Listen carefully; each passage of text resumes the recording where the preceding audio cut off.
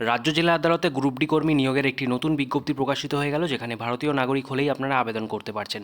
ন্যূনতম 8 পাস যোগ্যতা থাকলে আপনারা আবেদন করতে পারবেন। তবে এখানে আবেদন করতে গেলে কী কী শর্তাবলীর এখানে জানানো হয়েছে, সেই সমস্তটাই ডিটেলসের মাধ্যমে অফিসিয়াল নোটিফিকেশন সহ আপনাদেরকে জানাবো।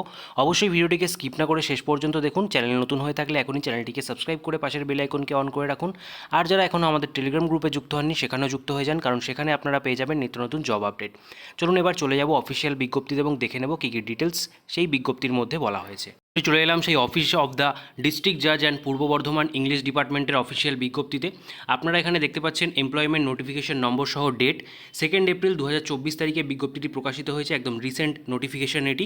এখানে বলা হচ্ছে application from the eligible mail Indian citizen. আপনারা ভারতীয় নাগরিক হলেই এবং পুরুষ প্রার্থীরাই কেবলমাত্র এখানে আবেদন করতে পারছেন।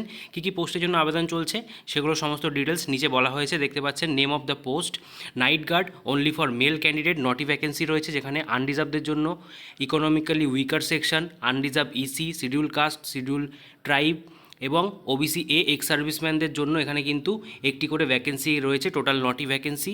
তারপরে রয়েছে ডে গার্ড, এখানেও মেলদের জন্য একটি ভ্যাকেন্সি রয়েছে, শিডিউল কাস্ট ইসিদের জন্য।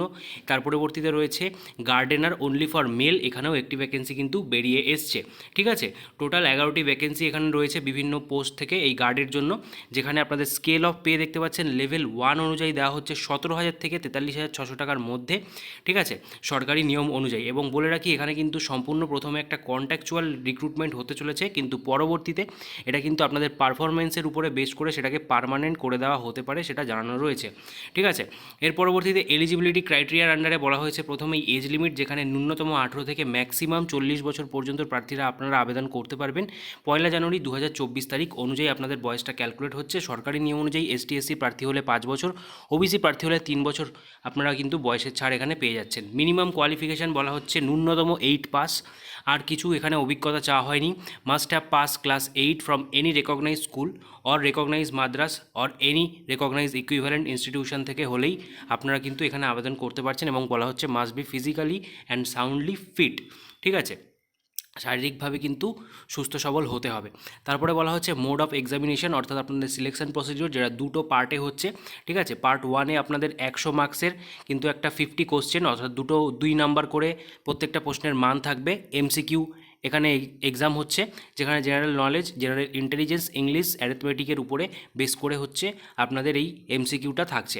তার পরবর্তীতে এখানে কিন্তু অবশ্যই নেগেটিভ মার্কিং রয়েছে, সেটা জানানো রয়েছে। ঠিক আছে, তার পরবর্তীতে যে পার্ট 2 এক্সাম হচ্ছে, যারা যারা পার্ট 1-এ সিলেক্টেড হবেন তারাই কিন্তু পার্ট 2 জন্য কোয়ালিফাই করে যাচ্ছেন, যেখানে আপনাদের পার্সোনালিটি টেস্ট নেওয়া হবে 50 মার্কসের। ঠিক আছে, এর উপরে বেস করেই ফাইনাল আপনাদের মেরিট লিস্ট প্রকাশিত হয়ে যাবে এবং আপনাদের যে রিক্রুটমেন্ট প্রসিডিওর সেটা কমপ্লিট হয়ে যাচ্ছে। এখানে আবেদন করার পদ্ধতি সম্পূর্ণ অফলাইন রয়েছে। তো বলে রাখি, এখানে আবেদন করতে গেলে এই যে অ্যাপ্লিকেশন ফরম্যাটটা আপনারা দেখতে পাচ্ছেন, যার লিঙ্ক আমাদের ভিডিওর টেলিগ্রাম গ্রুপে দেওয়া রয়েছে, টেলিগ্রাম গ্রুপ থেকে এই অফিসিয়াল নোটিফিকেশনটি আপনারা ডাউনলোড করে সমস্ত ডিটেলস পড়ে নিতে পারেন এবং এই অ্যাপ্লিকেশন ফরম্যাটটিকেও আপনারা সেখান থেকেই ডাউনলোড করে নিতে পারবেন। ডাউনলোড করে A4 সাইজে প্রিন্ট আউট করিয়ে নেওয়ার পর এখানে দেখতে পাচ্ছেন ডিটেলসগুলো ফিল আপ করতে হবে। Application for the post of, ঠিক আছে। তার পরবর্তীতে এখানে recent colour passport size photograph দিতে হবে। তারপরে কোন পোস্টের জন্য অ্যাপ্লাই করছেন সেটা এখানে লিখে দিতে হবে। তারপরে ফুল নেম, তারপরে 2 নম্বরে রয়েছে ফাদার্স নেম, 3 নম্বরে ডেট অফ বার্থ।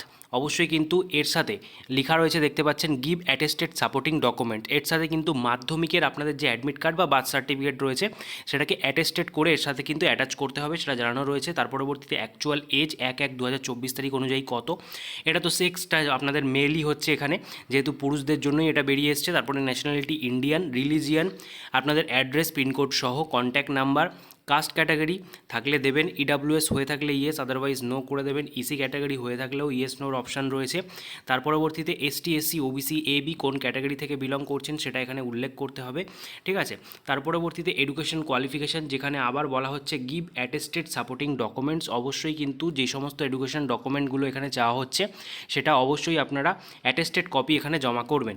তার পরবর্তীতে এখানে রয়েছে please state the details bank draft. এখানে অর্থাৎ এখানে আবেদন করতে গেলে যে আবেদন মূল্যটা লাগছে সেটা কিন্তু ব্যাংকের মাধ্যমেই পেমেন্ট করতে হবে, ব্যাংক ড্রাফট ছাড়া অন্য কোনো মাধ্যমে এখানে পেমেন্ট করা যাবে না।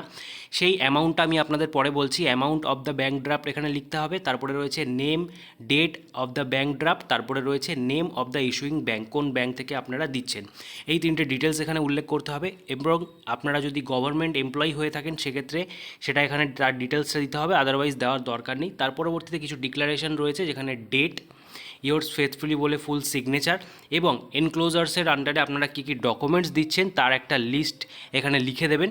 এবং এখানে বলা হচ্ছে নোট 3, 11, 12, 14, 17তে যেরকম যেরকম বলা আছে এগুলো কিন্তু অবশ্যই ম্যান্ডেটরি ফিল্ড, সেগুলোকে ফিল আপ করেই আপনাদের অ্যাপ্লিকেশনটা জমা করতে হবে, আদারওয়াইজ এটা ক্যান্সেল করে দেওয়া হবে। ঠিক আছে, তো এই হচ্ছে সম্পূর্ণ প্রসিডিওর। এইভাবে করে আপনারা অবশ্যই সমস্ত ফর্মটা ফিল আপ করে সমস্ত ডকুমেন্ট সহ একটা ক্লোজ এনভেলপের মধ্যে ভরে আপনাদের এটাকে পাঠিয়ে দিতে হবে। এই যে অ্যাড্রেসটা রয়েছে দেখতে পাচ্ছেন, এই অ্যাড্রেসে পিনকোড সহ এখানে দেওয়া রয়েছে, দ্য ডিস্ট্রিক্ট জাজ কাম ডিস্ট্রিক্ট রিক্রুটমেন্ট কমিটি, পূর্ব Bardhaman, judgeship, court compound, Bardhaman, পূর্ব বর্ধমান, পিনকোড 7,13,101। এই অফিসিয়াল অ্যাড্রেসে আপনাদের পাঠিয়ে দিতে হচ্ছে। আর আপনারা যারা যারা আবেদন করতে চাইছেন অতি শীঘ্রই এখানে আবেদন করে ফেলুন। এবং আবেদন করতে গেলে আপনাদের যে আবেদন মূল্য যেটা বললাম সেটা জেনারেল, আদার্স এক্সক্লুডিং এসসি 300 টাকা, এবং এসটি প্রার্থী হয়ে থাকলে আপনাদের 100 টাকা কিন্তু এখানে ধার্য করা হয়েছে। ঠিক আছে, এটা আপনাদের ব্যাংক ড্রাফটের মধ্যেই পেমেন্ট করতে হবে, এবং কাদের ফেভারে কাটবেন তার ডিটেলসটাও এখানে বলা রয়েছে। ঠিক আছে, তো আপনারা যারা এলিজিবল প্রার্থী রয়েছেন অতি শীঘ্রই এখানে আবেদন করে ফেলুন। এই রিলেটেড যদি কোনো রকম কোয়ারি আপনাদের প্রয়োজন হয় অবশ্যই time to time official website আপনারা ভিজিট করবেন এবং চ্যানেলে নজর রাখবেন। চ্যানেল নতুন দর্শক হয়ে থাকলে চ্যানেলটিকে সাবস্ক্রাইব করে রাখবেন, এবং যদি ভিডিওটা আপনারা এতক্ষণ অবধি দেখলেন অবশ্যই একটি লাইক দিয়ে মোটিভেট করুন এবং সকলের মাঝে এখনই শেয়ার করে দিন, যাতে সবার মাঝে এই খবরের ইনফরমেশনটি পৌঁছে যায়। আপনাদের সাথে দেখা হবে পরবর্তী নতুন ভিডিওতে, ততক্ষণ পর্যন্ত ভালো থাকবেন, সুস্থ থাকবেন। Thank you for watching.